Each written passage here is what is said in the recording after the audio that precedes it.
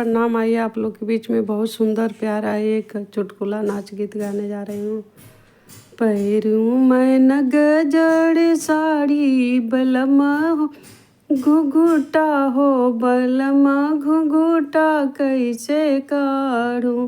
पहिरी मैं नग जड़ साड़ी बलमा घुघुटा हो बलमा घुघुटा कैसे काढ़ी। घुघुटा ही काढ़ी मैंने गईलो रसोईया, घुघुटा ही काढ़ी मैंने गईलो रसोईया। जरी गईले साड़ी के पल्लू बलमा घुघुटा हो बलमा घुघुटा कैसे काढ़ूं।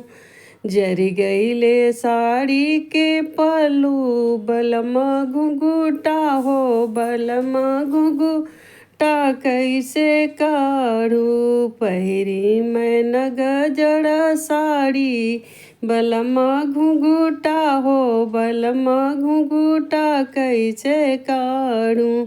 पहिरी मैं नग जड़ साड़ी बलमा घुघुटा हो बलमा घुघुटा कैसे काढ़ूं। सड़िया पहिरी हम गईलो कुवन पर, सड़िया पहिरी हम गईलो कुवन पर। भिज गईले साड़ी के पल्लू बलमा घुघुटा हो बलमा घुघुटा कैसे काढ़ूं।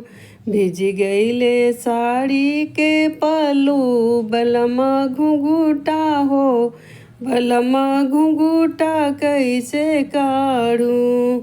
पहिरूं मैं नग जड़ साड़ी बलमा घुघुटा हो बलमा घुघुटा कैसे काढ़ूं।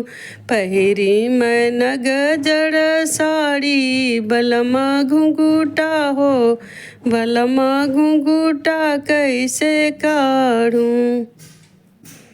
सड़िया पहिरी हम गईलो बगियावा, सड़िया पहिरी हम गईलो बगियावा। मलिया निहारे मोरा मुखड़ा बलमा घुघुटा हो बलमा घुघुटा कैसे काढ़ूं।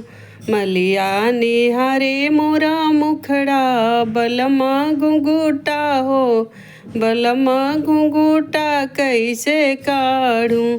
पहिरी मैं नग जड़ साड़ी बलमा घुघुटा हो बलमा घुघुटा कैसे काढ़ूं। पहिरी मैं नग जड़ साड़ी बलमा घुघुटा हो बलमा घुघुटा कैसे काढ़ूं। सड़िया पहिरी हम गईलो से जड़िया, सड़िया पहिरी हम गईलो से जड़िया।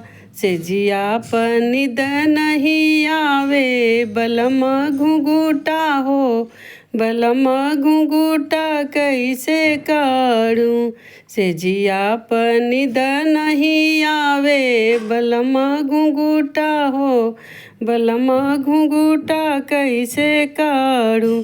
पहिरूं मैं नग जड़ साड़ी बलमा घुघुटा हो बलमा घुघुटा कैसे काढ़ूं। पहिरूं मैं नग जड़ साड़ी बलमा घुघुटा हो बलमा घुघुटा कैसे काढ़ूं।